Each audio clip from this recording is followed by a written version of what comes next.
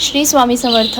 नमस्कार. आज आपण सगळ्यांसाठी अगदी लहानांपासून मोठ्यांपर्यंत हेल्दी असे ड्रायफ्रूट्स लाडू कसे बनवतात ते बघूया.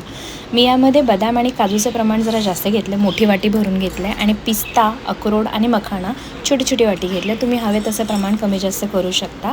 ते छान भाजून घ्यायचे आणि त्यानंतर थंड झाल्यावर त्याची पावडर तयार करून घ्यायची ही अशी.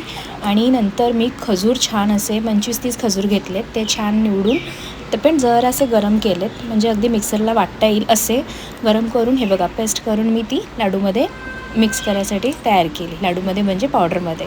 आणि मग आपल्या आवडीप्रमाणे वेलची पूड घालून घ्या कमी जास्त. आणि छान असे बघा लगदे करत ते लगद्यांचा छान गोळा तयार करा. आणि एकदा गोळा तयार झाला की आपले लाडू बनायला तयार.